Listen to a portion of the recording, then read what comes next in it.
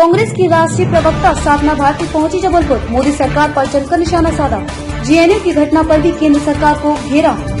कम उम्र में ही अपने बेबाक बयानों के लिए मशहूर कांग्रेस स्टार प्रचारक साधना भारती आज जबलपुर पहुंची, जहां उन्होंने जेएनयू मामले में केंद्र सरकार को जमकर घेरा है। सोनिया गांधी, राहुल गांधी की कई सभाओं में देखने वाली साधना भारती की माने तो जिस तरह की घटना जेएनयू में हुई है वो बहुत ही निंदनीय है, जिसमें सरकार को ध्यान देना चाहिए। उन्होंने कहा कि चाहे किसान हो या फिर छात्र, इस तरह का हिंसात्मक घटना जिसके साथ होती है वह बहुत ही दुखद है। ऐसे में जरूरी है कि ऐसे लोगों पर सरकार कार्यवाही करे। साधना भारती ने कहा कि जेएनयू में जो घटना हुई है उससे सिर्फ छात्र ही नहीं पूरे देश में गलत मैसेज गया है। कांग्रेस ने हिंदू और मुसलमानों को भेद करके कभी बात नहीं की। कांग्रेस की विचारधारा धर्मनिरपेक्षता की विचारधारा रही।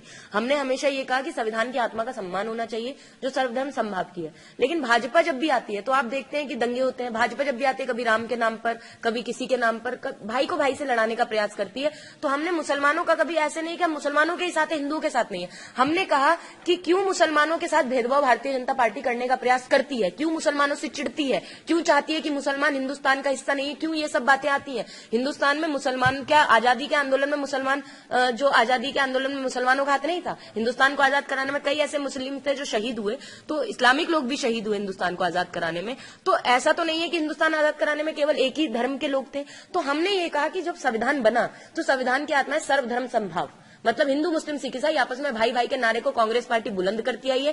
कांग्रेस पार्टी आज भी हिंदुओं के भी साथ है, और अगर मुसलमानों के अधिकारों का हनन कोई करेगा तो हम मुसलमानों के भी साथ है, सिखों के अधिकारों का हनन करेगा तो सिखों के साथ है, ईसाइयों के अधिकारों का हनन होगा तो उनके साथ है। हम कहते हैं किसी के भी अधिकारों का हनन हिंदुस्तान में नहीं होना चाहिए, क्योंकि हिंदुस्तान सबसे बड़ा लोकतांत्रिक देश है और लोकतंत्र की हमारी ताकत है एकता, धर्मनिरपेक्षता, और उसके झंडे को बुलंद करने के लिए कांग्रेस पार्टी को सत्ता का लालच नहीं है। कांग्रेस पार्टी को सत्ता का कोई लालच नहीं है। कांग्रेस पार्टी मानवता को सर्वोपरि रखकर धर्मनिरपेक्ष।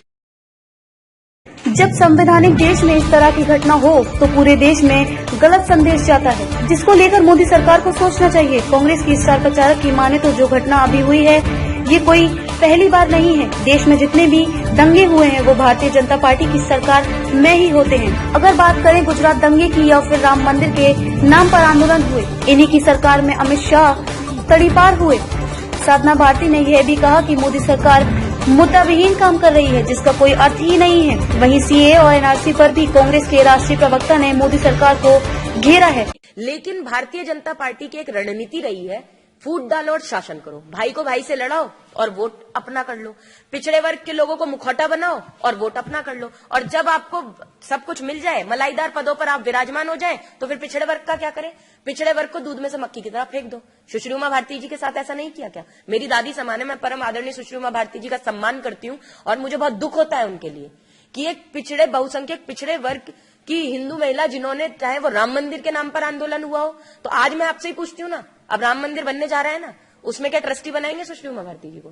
क्या माननीय कल्याण सिंह जी, जिन्होंने पूर्ण बहुमत होने के बावजूद अपना त्याग देने का काम किया, मुख्यमंत्री पद को, कुर्सी का, उनकी मुख्यमंत्री कुर्सी का उस समय त्याग हुआ, तो क्या उनको बनाएंगे ट्रस्टी? क्या बनाने का कोशिश करेंगे विनय कटियार जी को? बनाएंगे? नहीं बनाएंगे ना, क्योंकि इनकी मानसिकता ही नहीं है कि पिछड़े वर्ग के लोगों को ये बढ़ाएं, आगे बढ़ाएं। इनकी मानसिकता है कि उनको मुखौटा बनाकर मलाईदार पदों पर खुद बैठ जाए, और जब अगर हिंदुओं के नाम पे जो आंदोलन हो तो उसमें अगर किसी को मरना है तो पिछड़े हिंदुओं को आगे कर दो, अगर किसी को जाना है, किसी को लाठियां खानी है तो पिछड़ा हिंदू आगे हो जाए। तो मेरा यही कहना है कि सुश्री उमा भारती जी को भी मुख्यमंत्री पद से हटाया गया, साथ ही साथ मध्य प्रदेश से उन्हें जैसे किसी अपराधी को तड़ीपार कर दिया जाता है, ऐसे उन्हें मध्य प्रदेश निकाला दे दिया गया।